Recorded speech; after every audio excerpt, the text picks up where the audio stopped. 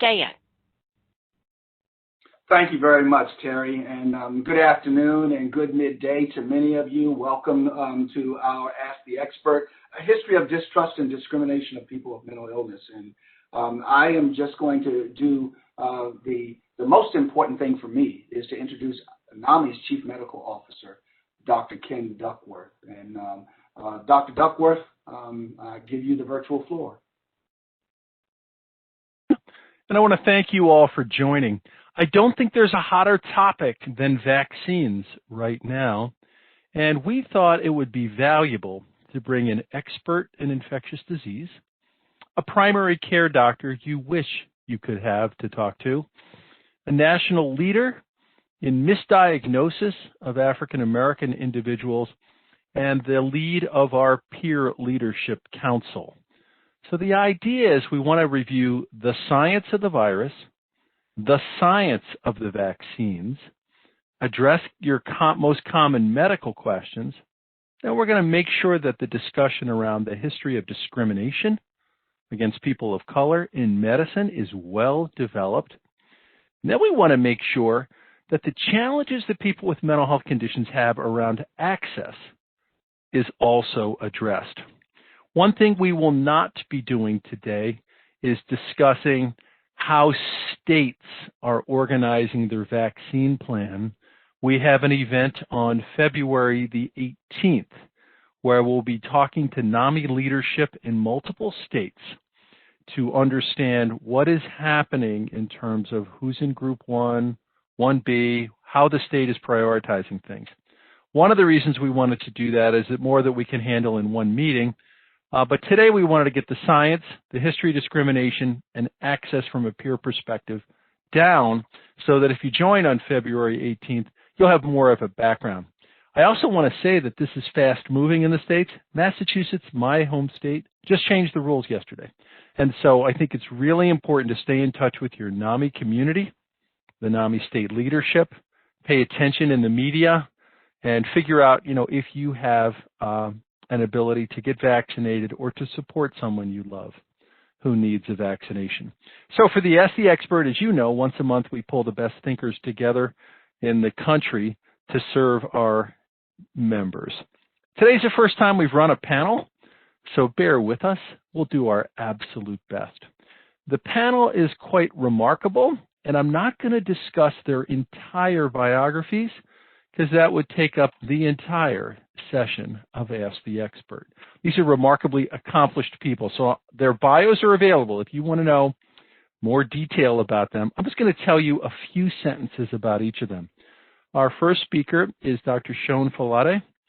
Dr. Shon Falade is an associate professor of infectious diseases at Johns Hopkins University, and she has developed a career focusing on the intersection of illness, infectious disease, mental health, and addiction. She's a remarkable resource for us to have today. Our second speaker is Dr. Bill Lawson, who's a long-standing friend of the NAMI family and did much of the work around misdiagnosis of people with mental health conditions. Dr. Bill Lawson is the founding director of the Institute to Reduce Disparities and is an adjunct professor at Psychiatry at the University of Maryland. Bill has been a leader at the American Psychiatric Association, the Washington Psychiatric Society, the Black Psychiatrists of America. Welcome, Bill. Dr. Gail Dahmet is the primary care doctor we all wish we had. She is a professor of medicine at the Johns Hopkins University, and she gave an Ask the Expert in December on reducing cardiovascular risk. Dr. Dahmet has conducted much of the research, which has helped to understand what behaviors you can change and what approaches you can do to improve your health outcomes. That is available at NAMI.org. Jeremiah Rainville is our fourth speaker, and he's the national chair of NAMI's Peer Leadership Council. For about a decade, Jeremiah has been a leader in the peer community in NAMI, Rhode Island. And I just want to say how grateful I am to Jeremiah, because not only is he speaking on his own behalf, but he volunteered to speak to the Peer Leadership Council to gather the first-person perspective. So at the end of today's conversation, you should have a good working knowledge of the virus, the vaccine, our unfortunate history of discrimination, which leads to distrust, how to answer all the basic questions to a primary care doctor, and what the first-person perspective is on this and what you need to look out for. On February the 18th, you are all invited to our state-by-state conversation on access. So with that brief introduction of remarkable people, I'm going to turn this over to Dr. Shon Falade of Johns Hopkins University. Dr. Falade. Thank you very much, Ken. It's such a pleasure to be here with you all today.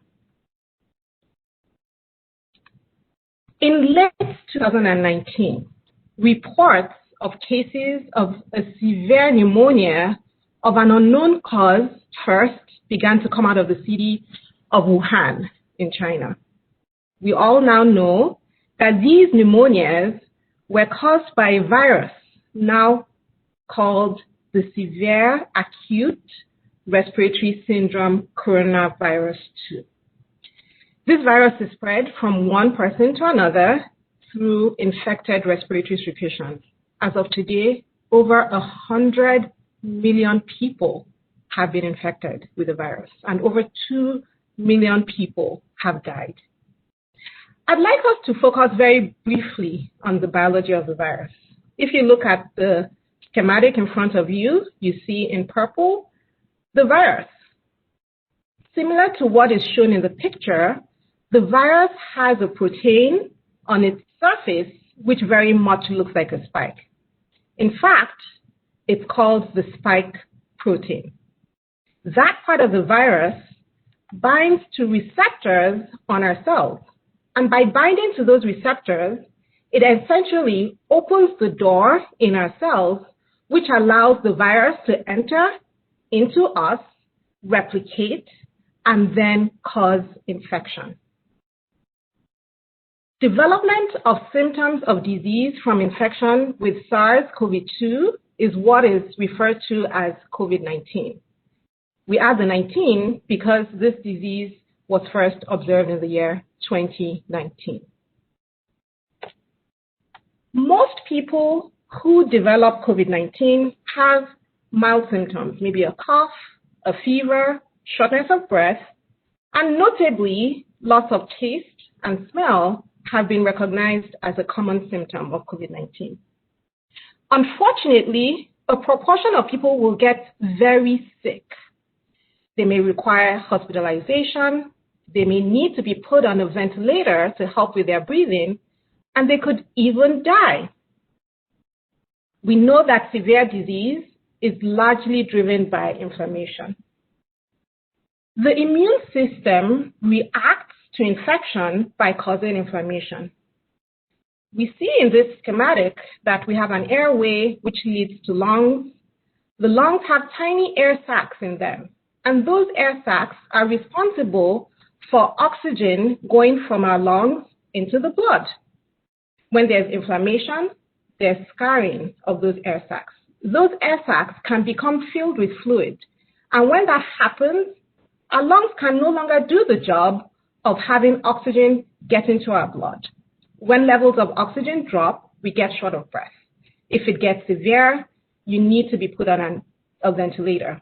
If the levels of oxygen are low enough, it can lead to damage of multiple organs, including the heart. In addition, the inflammation can lead to disruption of the normal electrical system in the heart, so that the heart can no longer beat in its regular rhythm, which leads to an inability of the heart to pump blood around the body. The virus can also affect many other organs in the body.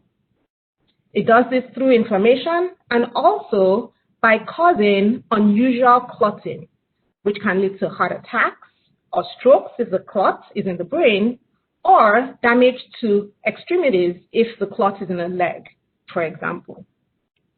We know that there are some groups of people at risk for severe disease, particularly older people. In addition, regardless of age, people that have some conditions like obesity, diabetes, heart disease, sickle cell disease, or any condition that weakens the immune system, all these individuals are at increased risk for severe disease. Smoking also puts individuals at risk for severe disease. We also know that while severe disease can lead to death, there are a group of people that recover but never really become themselves again. There are young people who had no pre-existing condition who died or became long haulers, meaning that 9 months after their initial infection, they are still physically incapacitated and unable to return to work or their usual life activities. It is frightening that over 400,000 Americans have died of COVID-19. However, there are some communities that are more affected than others. The chart shows you the relative rate of cases, hospitalizations, or deaths from COVID-19 in different ethnic groups or races compared to white non-Hispanic persons. You see in the first column that American Indians have 1.8 times the number of cases, 4 times the number of hospitalizations, and 2.6 times the number of deaths compared to white non-Hispanic persons. In the third column, you see that Blacks or African Americans have 1.4 times the number of cases, 3.7 times the number of hospitalizations, and 2.8 times the number of deaths. Similar disparities are seen in Hispanics or Latino persons, with 1.7 times the number of cases, 4.1 times the number of hospitalizations, and 2.8 times the number of deaths.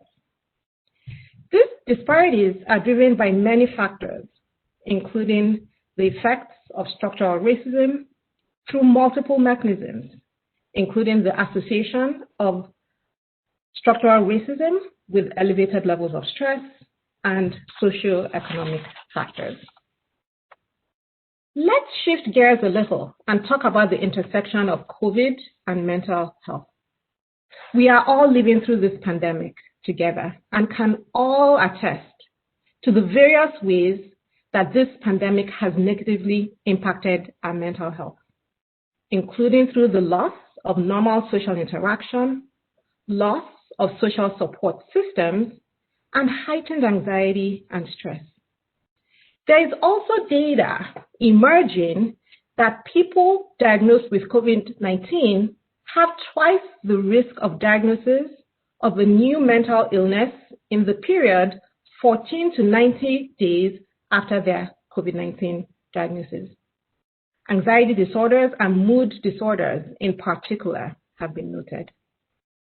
How about the impact of COVID-19 on people living with mental illness? Socioeconomic factors and environmental factors, such as living in institutional settings with limited ability to physically distance, lack of access to healthcare, and other issues many in this audience work every day to address, make us all concerned about a heightened risk of COVID-19 and an increased risk of severe outcomes in this population.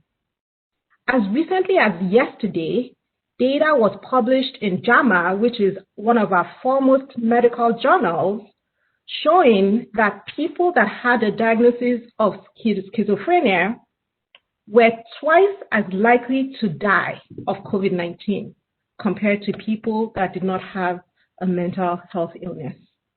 We need to do a lot more work to try to understand these issues better. But enough gloom and doom. I mean, this is a virus and we are humans. We have to be able to outsmart this virus. How do we get this pandemic under control? The answer is pretty clear to most people who have an understanding of the science of infectious disease control or a knowledge of the history of control of infectious diseases.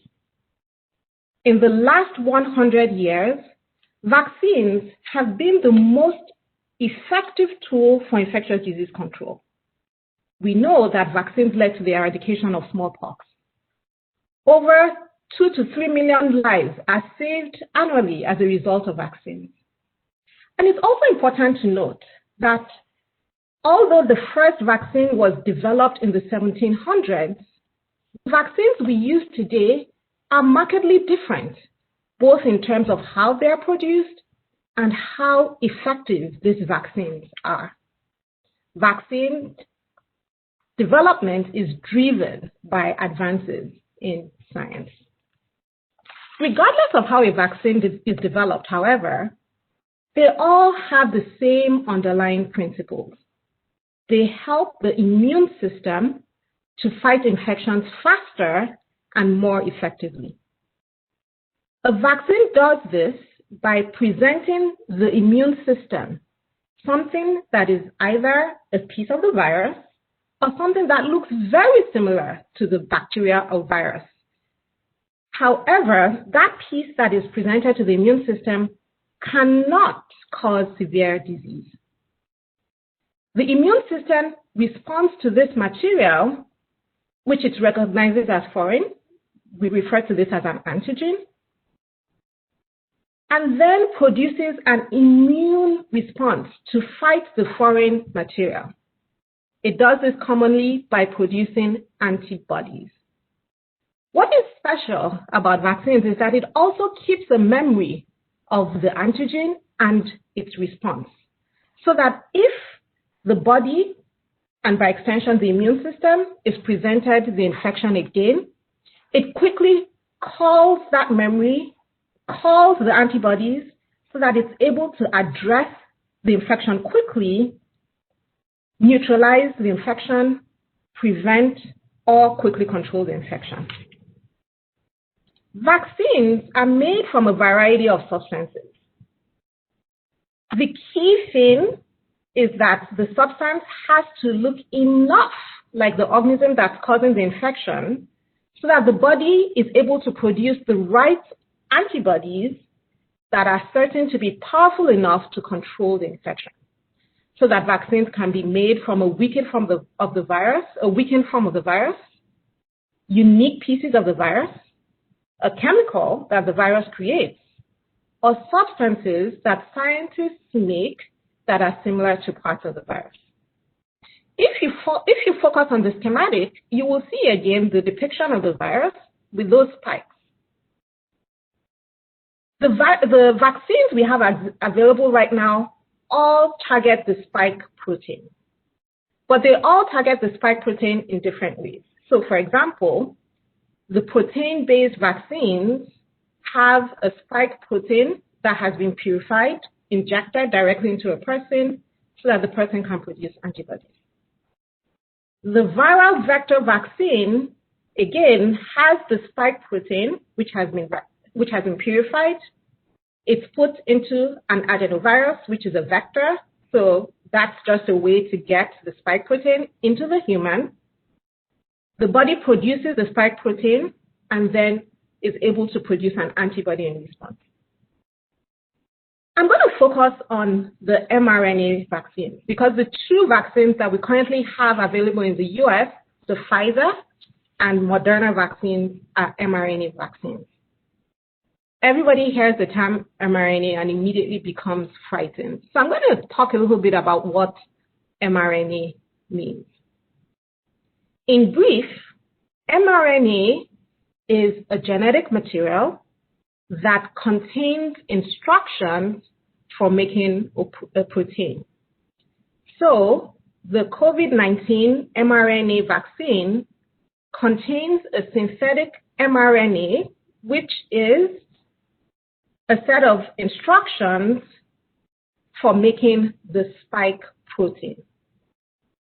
When a person gets the mRNA vaccine, the person's cells are instructed on how to produce the spike protein, so just the spike protein, none of the other proteins in the virus. And so if you remember, the only role the spike protein has is attaching to receptors on the cells and opening the door for the virus to enter the cell. So that really all the body is producing is the key. And the reason that is important is because the body then develops antibodies to the key. So guess what? When a person is presented with a real infection, because the immune system has seen something similar to the spike protein, it immediately develops antibodies. The antibodies attack the spike protein. And because the spike protein has been neutralized, then the door cannot be opened so that the virus cannot enter the human cell. Without entering the human cell, the virus cannot cause infection. And this is the mechanism by which the mRNA vaccines protect from COVID-19 disease. What are the other components of the mRNA vaccines? In addition to the modified mRNA encoding for the SARS-CoV-2 spike protein, it has lipids because we have to protect the mRNA, and so it's lipids, including cholesterol. We have buffer salts, sugar, and water. These are the constituents of the mRNA vaccines. The other thing that I think is very concerning to everyone is how quickly the vaccines were developed. And the question everybody asks is, are we sure they're safe? They did this so quickly. Like we mentioned, we've had vaccines for over 100 years. And so we have very established processes for testing the vaccines, and in particular for making sure that they are safe. And so this is a series of phases of clinical trials. In phase 1 trials, we have very few people, and the key question we're trying to answer is whether the vaccine is safe. Was that done for the mRNA vaccines? The answer is yes. In phase 2 trials, we have several hundreds of volunteers. And the key questions we're trying to answer in those trials are, what are the most common short-term side effects of the vaccine? How does the immune system respond to the vaccine? And that is the vaccine really effective? And yes, that step too was done for our current vaccines. In phase 3 trials, we have the really large trials where we test the vaccine in thousands of people and then compare the rates of disease in people who got the vaccine to those that did not get the vaccine. And also get an answer as to how well the vaccine protected people from disease. It's only after the phase 3 trials have been done that the FDA reviews all the data, including the effectiveness data and the safety data, and then makes a determination as to whether they're going to approve the use of the vaccine. And yes, we did have phase 3 trials for the currently available COVID-19 vaccines.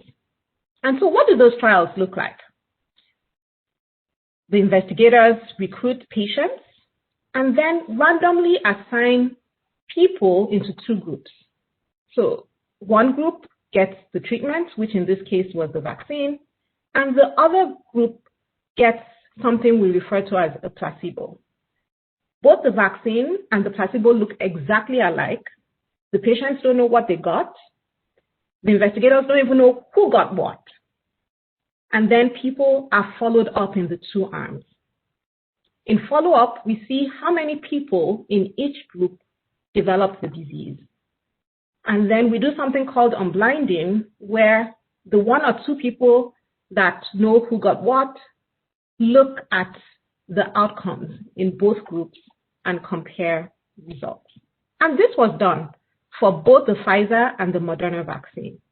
What you see is that the Pfizer vaccine was evaluated in over 43,000 adults, over 18,000 got the vaccine, over 18,000 got the placebo. And although a similar number of people got vaccine and placebo, there were only 9 cases in the vaccine arm, and most of these cases occurred soon after getting the second dose of the vaccine because people had not had the time to develop protective levels of antibodies that are required to prevent infection.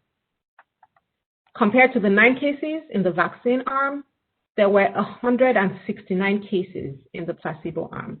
So the placebo arm is the group that got the dummy. It looked like the vaccine, but was not the vaccine, which translates to a 95% effectiveness in preventing COVID illness. There was a similar thing done for the Moderna vaccine with 30,000 adults. Similar numbers in both the vaccine and placebo arm. I apologize, that should be placebo.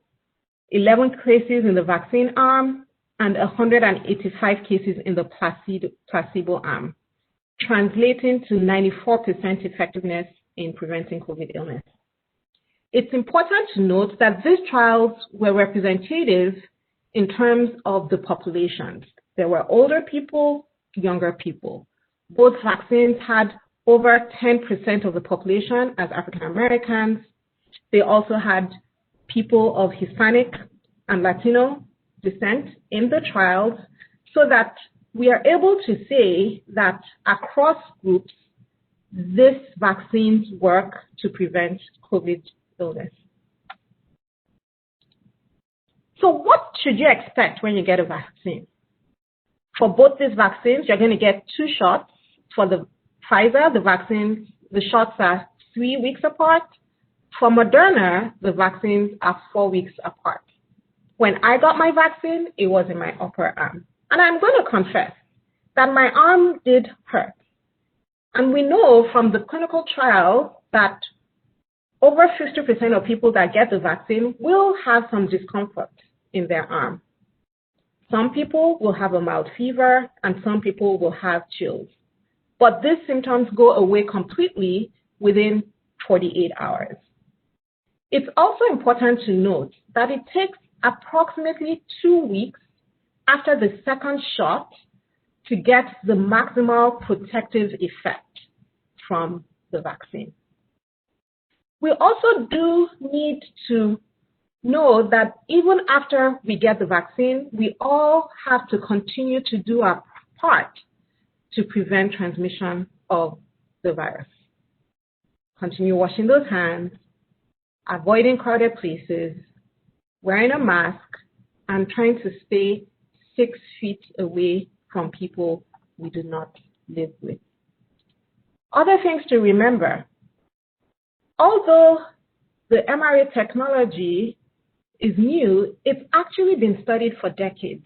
So, for example, there was an mRNA vaccine developed for another disease called Zika virus.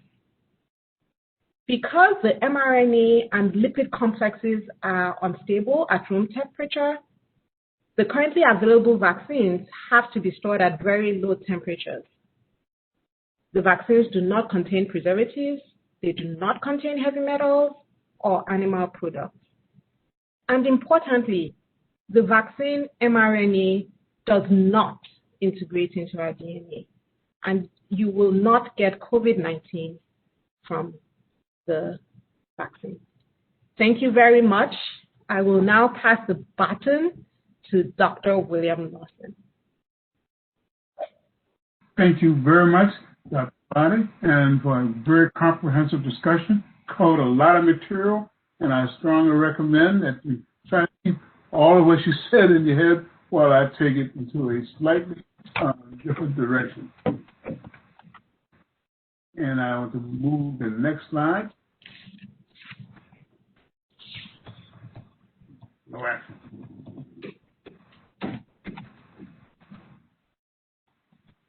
There we go.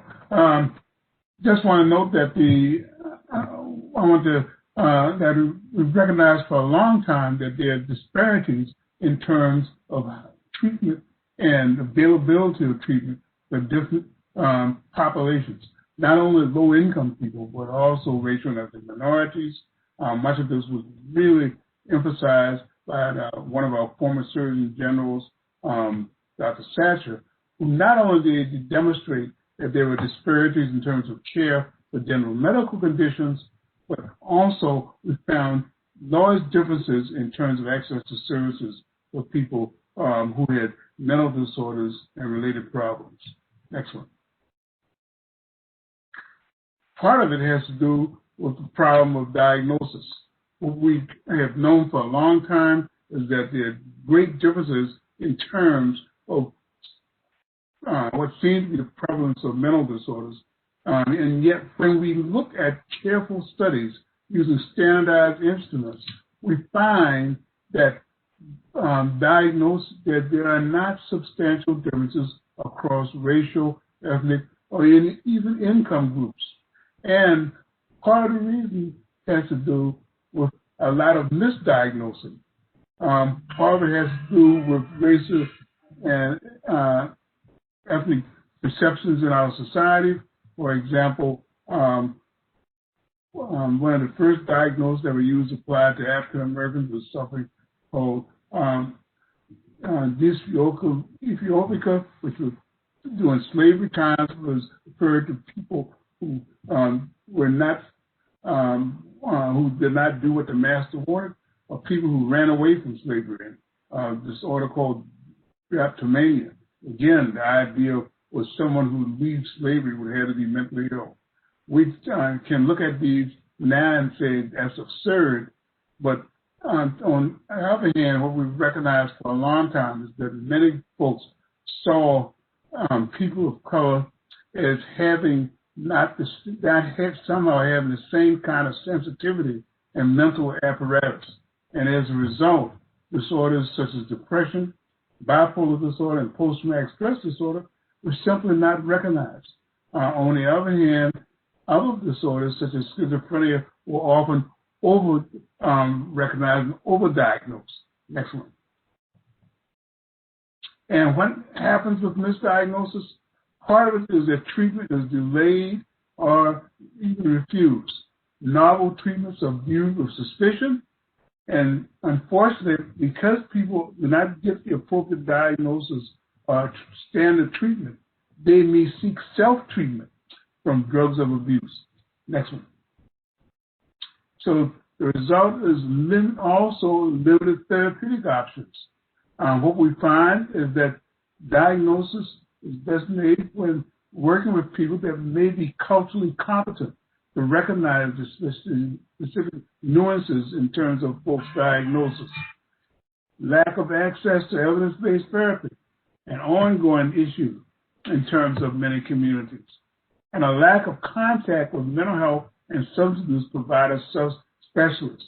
A number of African Americans who are mental health providers, especially psychiatrists, less than 2 to 3%. Among Latinos, it's even worse.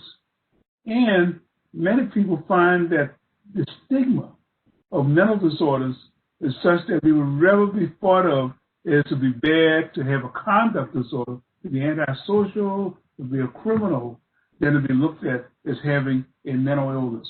Next one. Now, there's one face of mental illness. Some of you had an opportunity to check it out and see A Beautiful Mind, which shows this is a case of John Nash, who was a person who was diagnosed with schizophrenia, but who also went on to win a Nobel Prize. That's one picture of mental illness. Next one. But another one is the face of mental illness, especially in African Americans.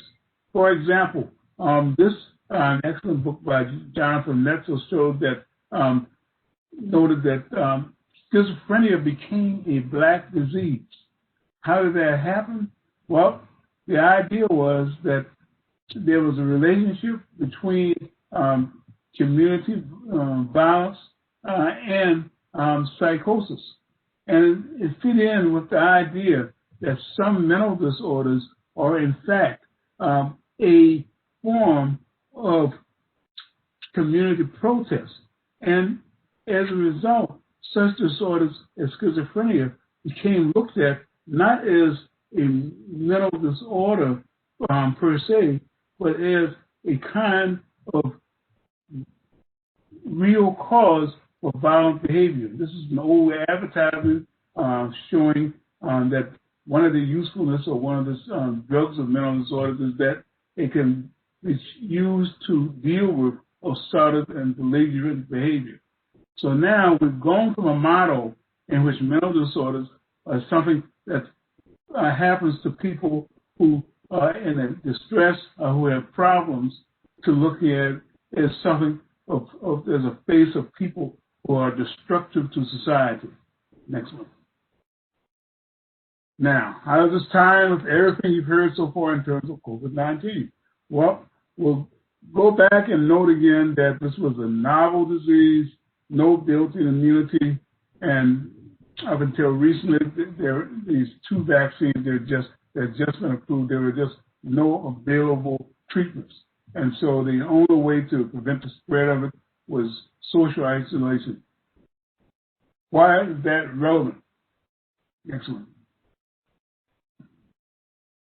Well, it's relevant because, again, the experience that we're having in terms of disparities in care, in terms of people who have COVID-19 or have lack of treatment, relates very well to the experience we've had in terms of looking at mental illness, especially for people of color. If we go back historically, we find that people who have mental disorders, and at the time historically had no significant useful treatment, they were simply put in state hospitals for long periods of time. But the solution was to release folks from these hospitals, and the result was many of them ended up in the correctional system or in the street because of limited access to treatment. And again, the perception, as we noted earlier, that certain mental disorders were supposed to be associated with dangerousness. Next one. And what we find interesting enough is African Americans, for instance, and Latinos are much more likely to be incarcerated, substantially so in the United States, which has the largest incarceration rate in the world. So rather than having treatment, people with disruptive behavior much more likely to end up in the correctional system. Next one.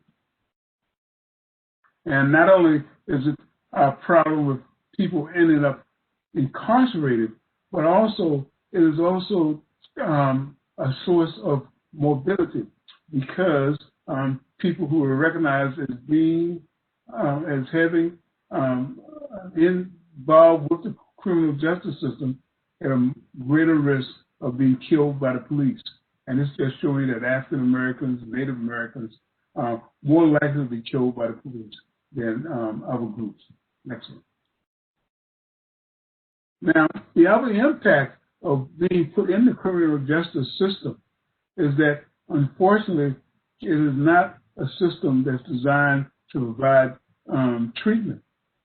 What we find is that, one, it has grown in the last 30 years over 300%. Only recently has the numbers started coming down.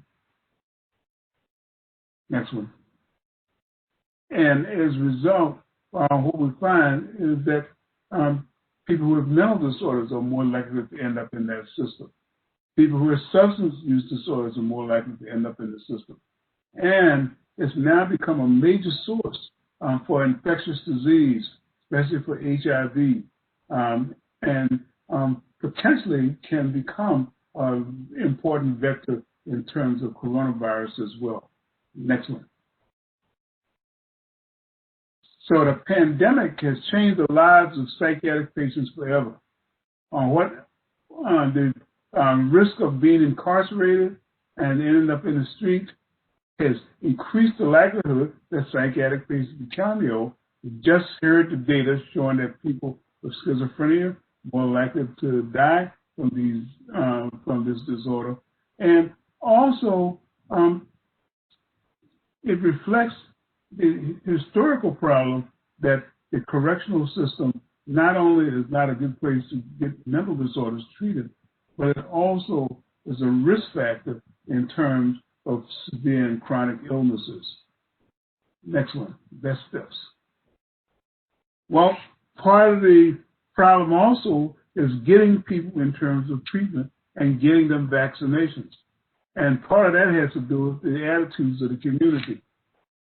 Many people are aware, I talked to a lot of people who claim that they're aware of the Tuskegee syphilis study, but when you talk to them in detail, then not really know the details, but the key points, of course, is that this was a study supported by the federal government in which people who had syphilis were studied to look at the long-term outcome. The population that they studied were African American. They were not told that they were in a study. They were not, even though antibiotics eventually became available during the course of the study, it was not made available.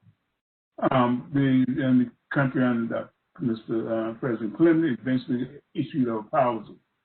But it led to a deep distrust of research and investigators in the African American community, and it's consistent with the fact that many investigators are socially distant and do not have a very good social network with people of color. And so it's led to continuing concerns about exploitation. Myself and another Dr. Woulier carried out a study in which we showed that African Americans are much more likely to feel that research is going to lead to exploitation rather than to treatment. Next one. Our racial and ethnic minorities less willing to participate. Actually, that's not necessarily true. We know that there's less data available. We know that there's less than 5% of pivotal trials involved with people of color. Less than 1% of studies in biological psychiatry have ethnicity as identified. So we know that there's limited data about people who are people of color. Next one.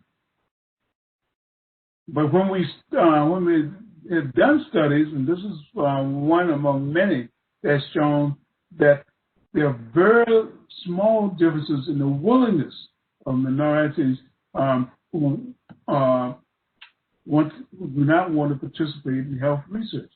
Most African Americans, when given the opportunity, will participate reluctantly, but they will participate. Next one. So what we have then is a system in which we have less access to treatment, less access to information from research, and a system that has problems in terms of access to treatment itself. This just shows our current system in that because of stigma, lack of knowledge, distrust, the insidious onset of mental disorders, people end up, perhaps if they're lucky, see a general practitioner. If they're not, end up going to the police first when they first have mental problems. This lack of access, unaffordability, and inefficiency of health care end up with people incarcerated or staying longer than they should in the criminal justice system, or they may end up strictly in the emergency room.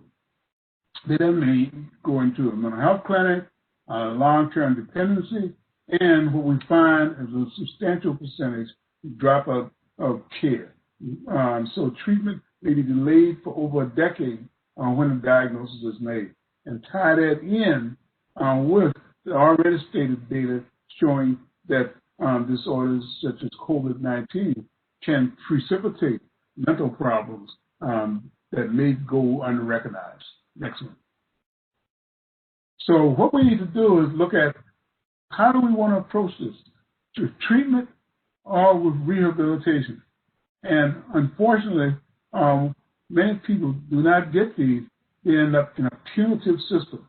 So we need to look at ways to ensure that we have a system that allows people with problems related to mental disorders, whatever the cause, whatever stress from COVID-19, from underlying biological problems, whatever the cause, they end up in treatment rather than be put in a system that can actually worsen the condition that they have. Next one. So psychiatry is one of the most rapidly changing fields in medicine. We have a lot of technological advances that can potentiate the field of psychiatry. Also, innovation is important to improve the efficacy of treatment.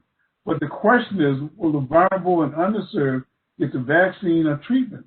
And most importantly, who will be the advocates? Because many of the individuals themselves are not in a position to become advocates for these problems. I will now go on to Dr. Dauman.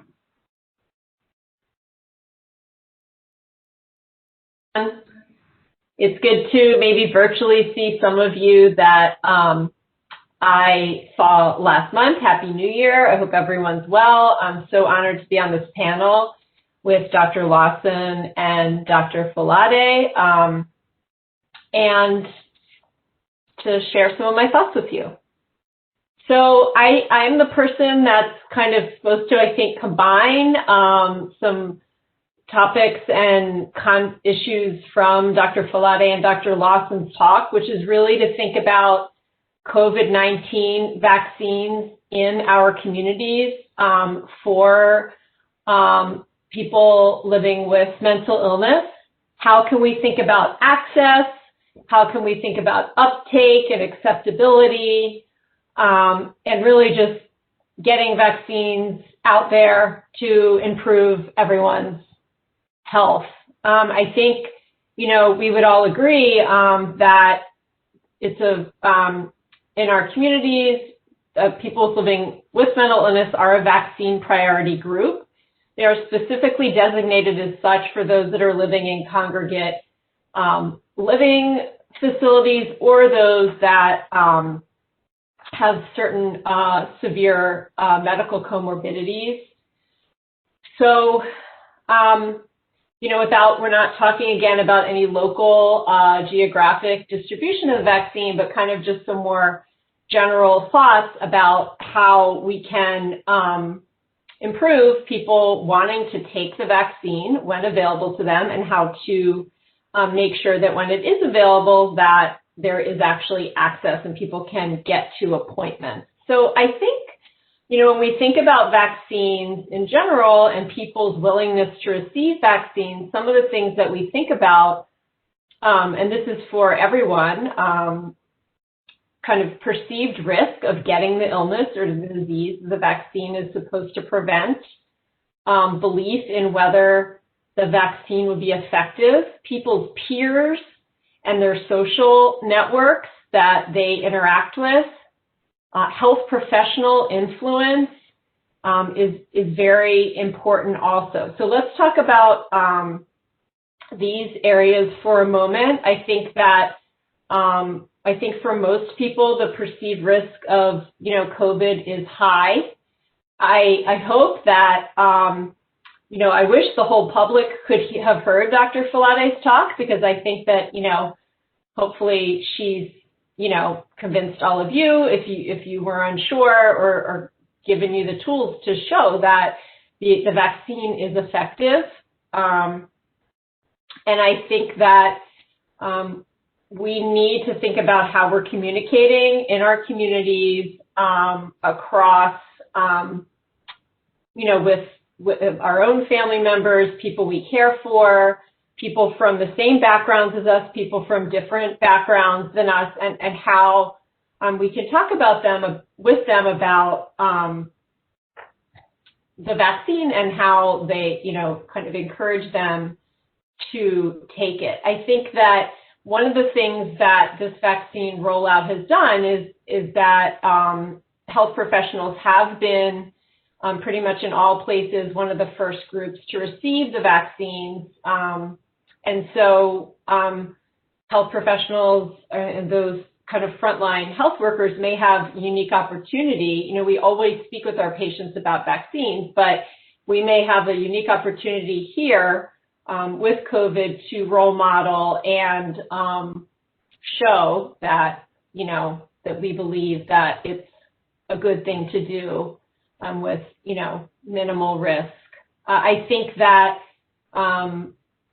many of you who are with us today are in settings where you're working with peers, or you're working in groups of people living with mental illness, and again, trying to somehow leverage that so that even during this time of isolation, so that people can feel comfortable that others that they know are getting the vaccine.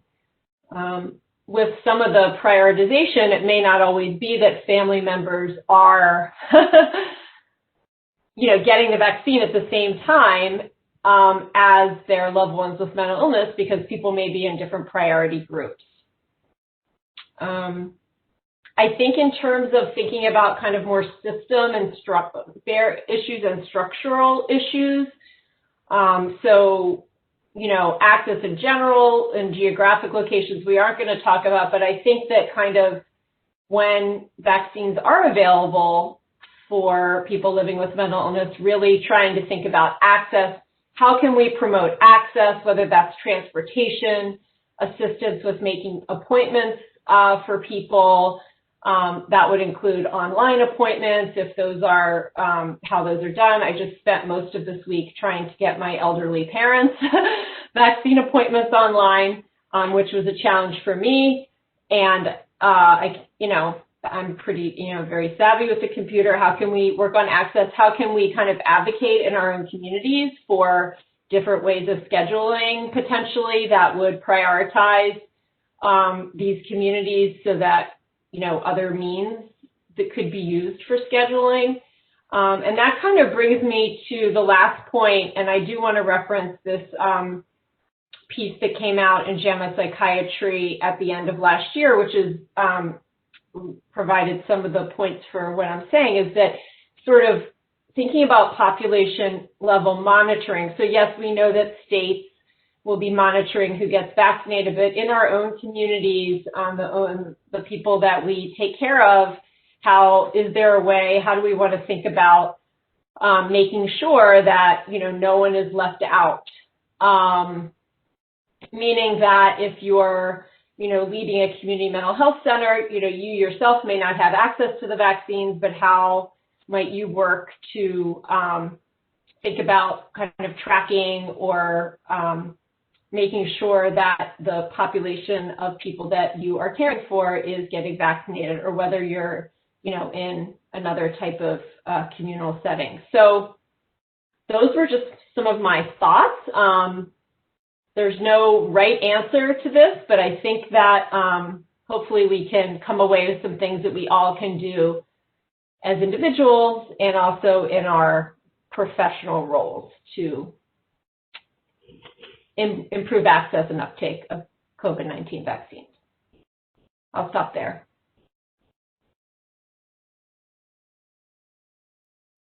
And introduce Jeremiah Rainville. Thank you for having me here. Thank you, Dr. Darmett, Dr. Falade, and Dr. Lawson for your input and your expertise in this. So I'm going to talk a little bit. I can't move. Oh, there we go. So the first thing I wanted to talk about is, a lot of people are having a hard time with COVID-19, the social isolation and things like that. But I want to remind people that there are resources out there, like, and this is to my peers, there's like Zoom and other streaming platforms like Microsoft Meet and GoToMeeting and Google Meet, that people can join support groups and talk about their issues and what's going on with them. There's also phone support, there's online support groups, there's chat lines, blogs, message boards. So people mostly know this, but I feel that because of the uncertainty with the virus, people can get a little more nervous around seeking support. I know just in my state, some people that I work with don't, seek support, but so it just has to be something that's welcomed. There's also Facebook, LinkedIn, Alignable, Twitter, Instagram, where you can connect with people. There's trainings and classes online, like peer-to-peer, connection, ECPR, mental health first aid for youth and adults, professional trainings, NAMI basics, NAMI Homefront, and NL voice. So I just want to let people know that the peers that you work with are working very hard to, stay connected. And even like peer support specialists or peer recovery specialists are actually, getting on top of the list of getting vaccinated because they're frontline workers. So they're being protected, which might become easier to do in-person peer support in the near future. So what peers are saying, so I asked a lot of people what they were experiencing with what they think about the vaccine and how that's going to affect them. So a lot of people think deal with people with mental illness, they have underlying or compromising conditions that make people living with mental health conditions be at risk to develop the coronavirus. I haven't really heard a lot of complications yet with the vaccine. People say with the second shot they've had, they felt like really exhausted and tired and just slept. So I was hearing that. And then there was a peer that was a firefighter, had the vaccine, didn't have any reaction. But people in nursing homes and assisted living and HUD low-income housing residents should be a priority. And I know in my state, they're actually going into public housing and serving them the vaccine. So I mean, I think it's moving in a positive direction. It's slow. Not everyone can get it done at once. So, and then some people say going to wait until others get the vaccine to see what happens. And that's was a common theme when I was talking with peers. They're just afraid of the shots, and I don't think children can get it. So that's also a concern with peers that are parents. So, they're thinking maybe in the future they'll have like a nasal vaccine maybe, and that could be positive like they have with the flu vaccine, because a lot of people don't like shots, and that's a person's concern. So the population that I kind of care about and is the houseless, is veterans, people in prisons and hospitals, BIPOC, so Black, Indigenous, and people of color, the LGBTQIA community, people, older adults, and people with mental health conditions and other beliefs are at risk because of the mistrust with providers because of stigma brought upon themselves. So real quick, I'm doing a peer-to-peer course with one of my coworkers, and we're on chapter 3. And in chapter 3, they ask, how many mental health professionals have you seen to get a correct diagnosis, or over the years? And there was this one person who was Black, and I, talked to him, and I said, did you feel any bias when you saw the doctors? And he said, he hears a lot of that, but that's not his first thought when he goes to see doctors. So I think that's good, because I think people are getting a little more trustful with treatment and stuff like that. So I mean, I know there's bias and things like that, but people are getting cared for either by their peers or doctors or things like that. And again, there's mistrust. Mutual aid groups could help people who live alone to get support. Because people aren't willing to get the vaccine, they're still scared of it. They have concerns of getting sicker for people who live alone, and who is going to take care of them if they get sick. So if people live alone and they have pets or responsibilities, how are they going to be cared for when they don't have people to take care of them? So, I mean, I think that's a concern. So mutual aid groups are available, that could provide food and PPE to at-risk populations. So there's a lot of support out there for people. And peers who are working in the public, essential workers, have fears of not receiving the vaccine. So far in my state, people have received the vaccine that are peer supporters, and even like we volunteer in the hospitals, not currently, but they're actually asking volunteers that work at hospitals to get the vaccine, which is a very good sign for peers that peers are important, right? So that's what I just wanted, I really wanted to say that peers are important. And the bigger picture is Rhode Island has the second highest rate of risk in the U.S. And I just think that's because we've done a lot of testing, and our governor was really kind of on top of that in the Department of Health. So I feel just more people per population in Rhode Island have been vaccinated. So the attention is like they're at the highest rate of the virus because there's been just more tests. And there's nothing wrong with that, but I mean, people in other states have to, get tested, especially if they want to work back in the public and things like that and have less fear around that. And really, it's just a leap of faith, trying to believe in the system even when there is, implicit bias or whatever. A leap of faith is really what's needed. And that's my talk to you guys. Thank you for having me here. It was a pleasure talking with all you, speaking to all of you. Thank you.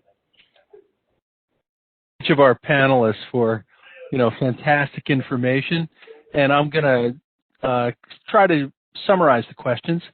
And occasionally I'll direct them to you, and some I'll just toss them up. The first question is, how do I know I won't get the virus? And Jeremiah raised this in his conversations with people from the vaccine. So Dr. Filate, let's go back to the lock and key metaphor.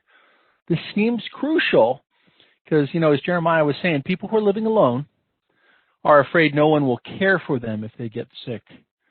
And I'm just going to take that along with a question. Can I get the virus from the vaccine? I want to go back to that because that seems to be a core conversation point. Thank you, Dr. Filate. Thank you, Ken. And that's a great question. And the simple answer to that question is no, you cannot get the virus from the vaccine. And the key, like Ken was saying, is because the vaccine does not give the instructions to create the virus. To get the infection, you need the whole virus to get into you, and then once the whole virus gets into a person, it replicates, and it's that replication that is making copies of itself that leads to infection. What the vaccine does is give instructions for the protein in the spike protein. So remember, it's only that small piece of the virus, the spike protein. And the spike protein is not what causes infection. The only thing the spike protein does is open the key in human cells.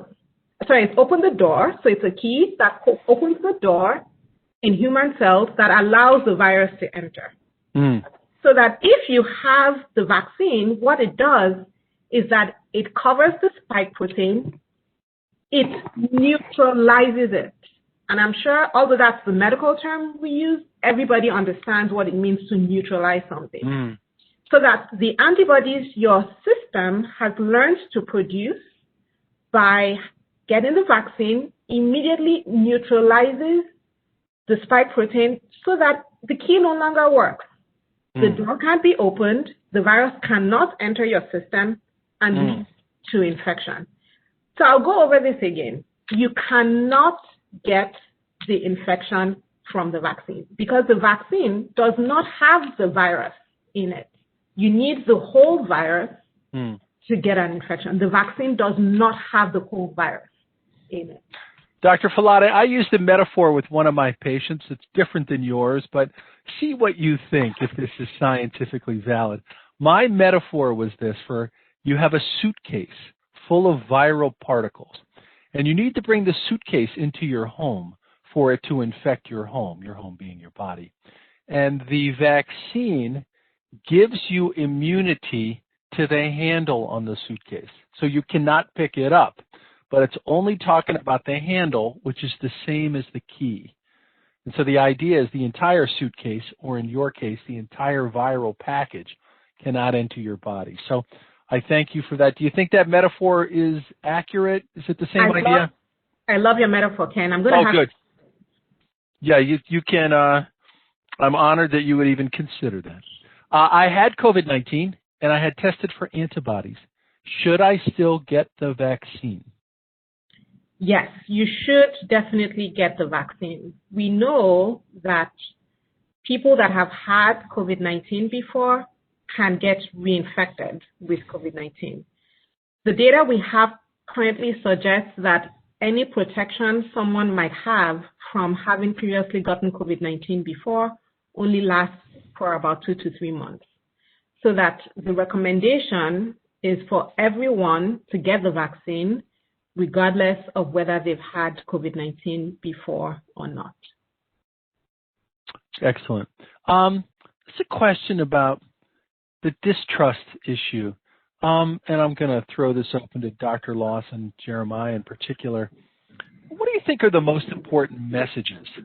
Because I think there's some scientific agreement that this vaccine has been tested in multiple populations, is safe and effective. It's probably not perfect, and it is possible, of course, to feel bad the day you get it. But what do you think are the most important messages to convey? If you agree with those fact patterns that our colleagues have summarized, what do you think are the key ways to convey information, particularly the communities that have been mistreated? And we don't want them to miss the opportunity to avoid this deadly virus. I think the key thing is I was surprised actually in meeting with a group of physicians, half of whom said that they were not going to take the vaccine until several other people had taken it first, and then they would see what happened. I reminded them that the biggest risk for getting the virus is not from the vaccine, but from not taking the vaccine in the first place. The evidence, and part of it, I think, was Dr. Filati's did an excellent job of showing is underlying is the idea that somehow there's some insidious group that wants to do it, Black folks and Latinos, and they're going to put something in the medication that's going to make people sick, or that this is a group that is distant from the rest of us. And in fact, we do have a problem in which we have people who provide services are very different, both in terms of their background, their community involvement, and others, so that they're seen as distant. What we find very helpful is when we have providers getting involved with the community. Mm-hmm. We have indigenous programs and cultures. We've had working with church groups, which has been very effective, both when we had the HIV problem and now in terms of letting the people know that the providers themselves are part of your community. And trust within the community sounds important, Dr. Lawson. Exactly. Trust in the community and community involvement. I think also people have to kind of do their own research and get the information that they need from reliable sources. And the other thing that's really important is don't forget about the support that is out there. Mm-hmm. So peer support is out there, medical support is out there. So people are already on the phone or through a computer, or you don't have to feel like you're an outcast from this. So. You are not alone, right? The old NAMI slogan. This is actually true in this. You can talk to other people, problem solve. Right. Dr. Dalmat, another question. I have a sibling who has bipolar disorder and is pregnant. Isn't it true that the vaccine has not been studied on people who are pregnant? And when might we anticipate that population, and then you could say children as well, that haven't really been studied, when might we anticipate that? Dr. Falade to help me with this response, but my understanding is that pregnant women are, able to be vaccinated, that although there haven't been studies in pregnant women, that there's no belief that it's a risk. My own employee who is pregnant just got vaccinated at Johns Hopkins. And I don't know, I'll let Dr. Falade finish in case I'm misspeaking. You are completely correct, Dr. Dummett. Pregnancy is not a contraindication. In fact, pregnancy, because it's a risk for severe disease, is a reason to get vaccinated for COVID-19. The vaccine was not studied in pregnant women because typically we don't study things in pregnant women as one of the first groups. The only contraindication to getting the COVID-19 vaccine right now is if you are under the age of 18 for the Pfizer vaccine or 16 for the Moderna vaccine, so that people 16 and older can get the vaccine. The only reason not to get the vaccine is if you have a history of a severe allergic reaction to any of the components of the vaccine. So pregnancy is not a contraindication. Pregnant women should be vaccinated. Okay, that's very helpful because, I think there was discussion that it had not been studied, but what you're both saying from a science point of view is there's no reason to stop because it's safe and effective. That is a population that can use it. Kids are obviously different. Question is asked, I have an allergic reaction to an antibiotic. Is that going to make me more likely to have problems with this? The allergy isn't described, whether it's a severe allergy like anaphylaxis or hives and itching. It isn't stated. But how do you think about allergic responses to other medications? Yeah, so that's a really good question. So one of the things that was observed when we started to roll out the vaccine first in the UK was that there were two people precisely who had a severe allergic reaction after they got the vaccine. And in response to that, the recommendation is that if you have a history of severe reaction, so I'm not talking about, sometimes I get an itch, a severe reaction to other things, then you should talk to your doctor to weigh the risk benefits of whether you should get the vaccine. So if this is a simple reaction to an antibiotic, so for example, I have a penicillin allergy, I still would get the COVID-19 vaccine. So the only reason to talk to your doctor about whether you should get the vaccine or not is if you have a history of severe, life-threatening anaphylactic reactions. And even then, please still discuss the risk benefit with your primary care doctor. Excellent. We have a couple questions about prioritization groups. And obviously, this is a discussion. Massachusetts has prioritized individuals in healthcare, nursing homes, congregate living situations like prisons. A question which we're not going to be able to really answer today because states are making their own decisions. February the 18th, we'll be having a statewide discussion to get more insight into how to find information about your state. The question is really, shouldn't people with mental illness, based on the fact that people with schizophrenia are more likely to have bad outcomes, be considered a high-risk group? Yeah. Yeah, go ahead, Dr. Falade. No, please go ahead, Dr. Dummett. I was going to say, we can say, it's sort of like you answered it, Dr. Duckworth. We can say that they are, but that might not affect. Let me put it this way. I think the most important thing that we can do right now is to kind of help our communities that we're working with or that we are part of, that we're serving, get the vaccine when it is available to them. And at the same time, we can advocate for, prioritization. But I think that many states are, prioritizing those in congregate housing.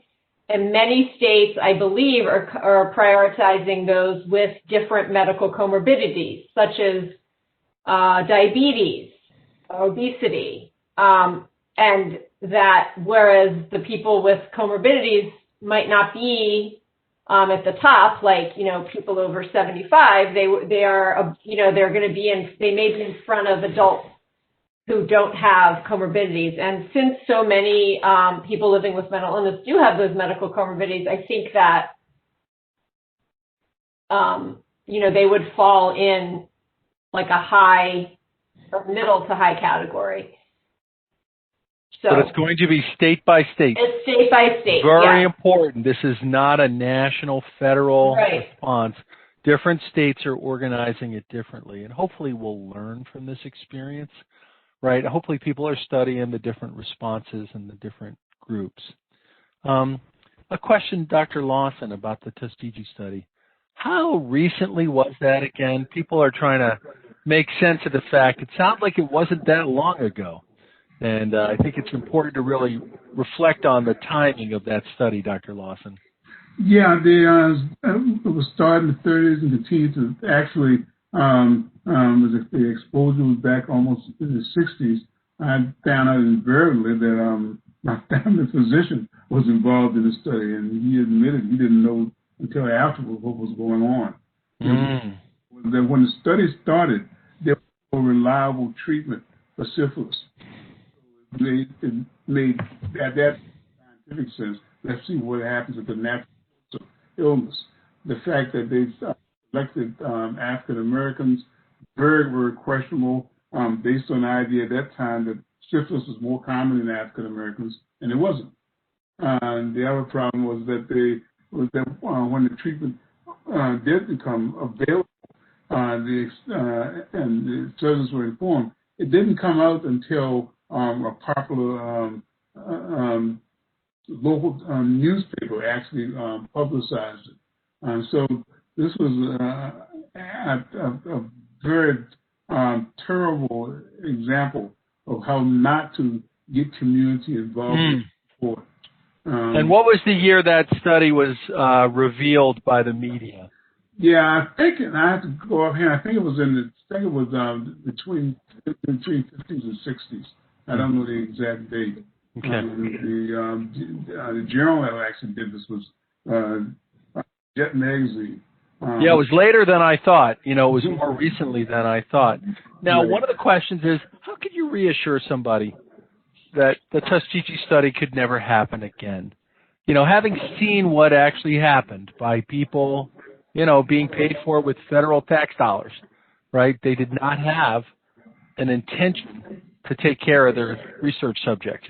How do you think about that, Dr. Lawson, in terms of, can you really reassure people, or you really just say, we're doing our best to learn from experience? I mean, how might you think of that? I think you think of the latter, unfortunately, may be the case. There's actually another study that's just popped up in the news again in one of our local communities. But it was a study looking at the effects of lead poisoning on the community.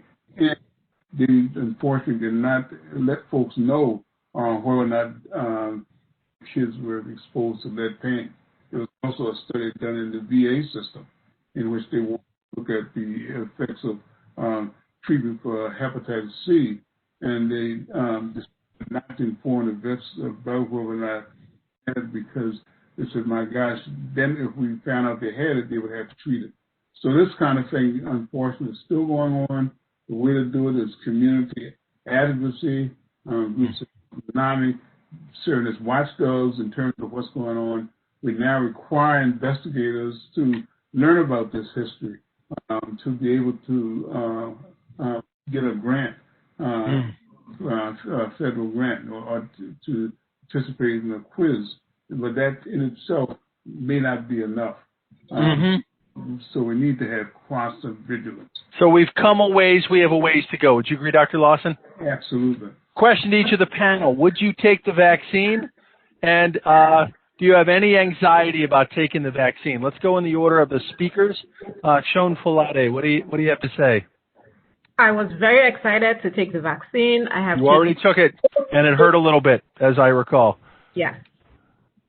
Dr. Lawson, you're our second speaker. I took it this morning. And how do you feel now? I actually feel fine. They told me about the big needle. The first one I didn't feel it. The second one I don't feel it. But the needle does look formidable, bigger than my dental needle. Got it. And you gave a nice talk the same day, right? Right. So clearly you're hanging right in there. Dr. Dammit, do you have any concerns about taking this vaccine? Nope, I'm getting my second dose on Saturday. Fantastic. Jeremiah Rainville, head of our peer leadership council. Do you have any concerns about taking this vaccine? I would be more than happy to get it. I think the quicker and people can get this, maybe things can, slowly go back to the way they used to be in person. So I feel it's important to take it. So, especially when I live with a person that's 77 and another person, and those two people aren't willing to get it. So I at least need to protect myself and protect them from getting it too. So that's a love act, right? To protect them from you bringing it to them.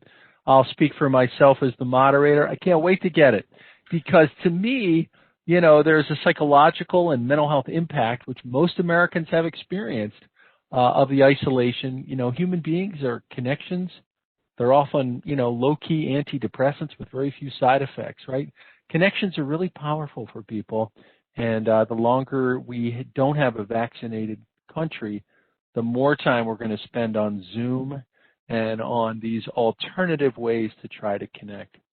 So it's just about time for us to wrap up. I'm going to ask each of you to give one final thought or observation based on any aspects of this, the science, the challenges of access, the understandable history of distrust of people of color around medical science. I'm going to give each of you the floor. Just summarize one thing you'd like to say. And of course, Sean, we'll begin with you because you are our first speaker. I want to say that the vaccines are key to digging ourselves out of this. And I really like Jeremiah's point. In addition to taking the vaccine to protect yourself, everybody that takes the vaccine contributes to the larger protection of the whole society from COVID-19 infection, which is the way we're going to get through this pandemic. Thank you again for this opportunity to speak. So, Dr. Filati, it's really for you and everyone around you, because if you are protected, you're much less likely to spread it. Although I don't think the science on that is perfect yet, right? We still have to learn. Is that true? Well, so we know from herd immunity. So there's something called herd immunity, right? So that if you can get, it depends on the vaccine, it depends on the disease, but on average, if you can get 70 to 75% of people vaccinated and protected, then that confers protection for the whole population. So that the more of us that get vaccinated and are protected from getting the disease, the quicker we're going to get to preventing ongoing transmissions that sustain the pandemic. Dan Gillison, our CEO, taught me a beautiful African expression. If you want to go fast, go alone. If you want to go far, go together. Dan just taught me that today. I'll never forget it. Dr. Lawson, what is your summary statement about the vaccine?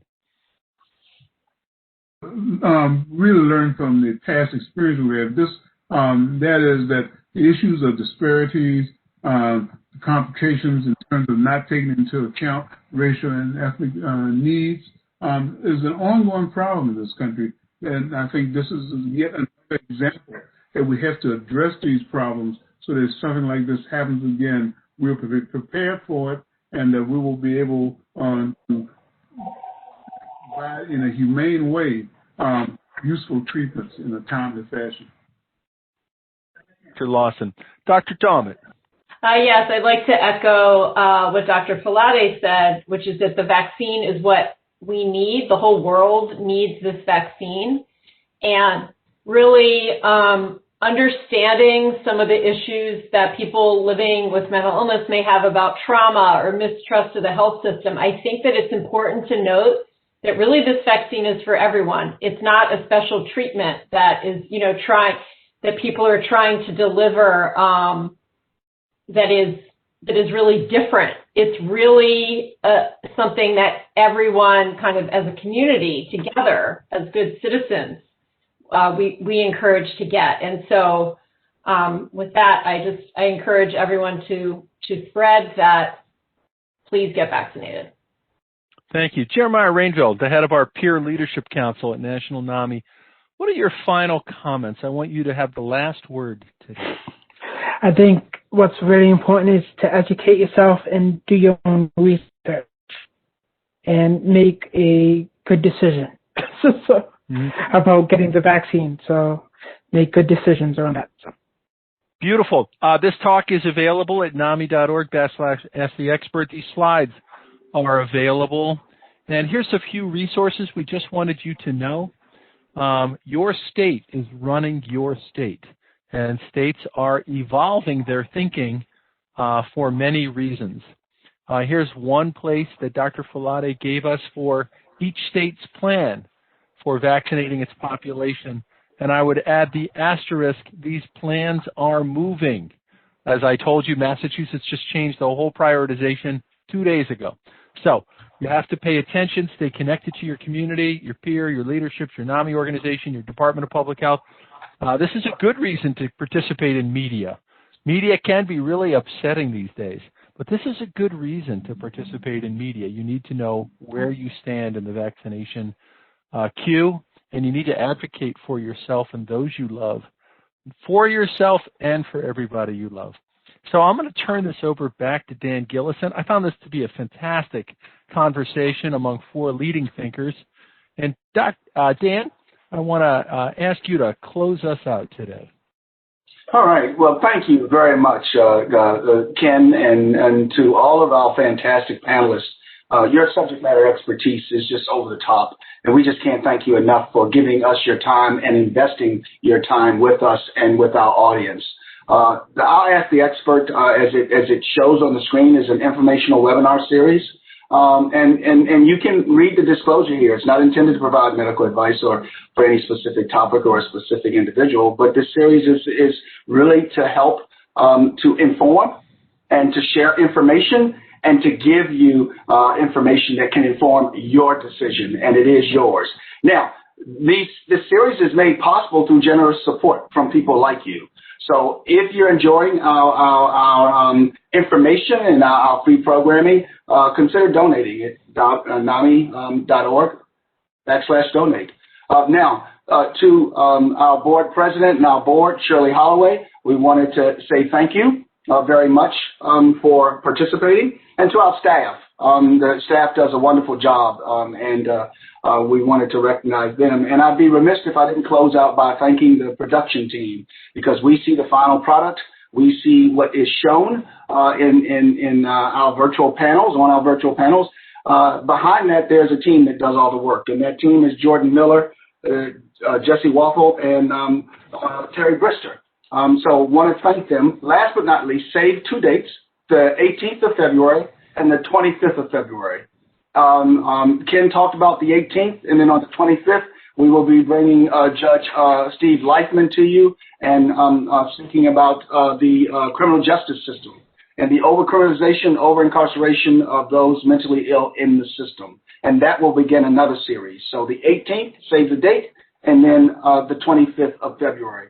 We wish you the very best as you close out your Thursday and get ready for your weekend. We hope you are all close to getting your vaccination if you have not already been able to get it. And we wish you the very best, and we ask you to stay as healthy as you can. Be well. Thanks, everyone. Bye.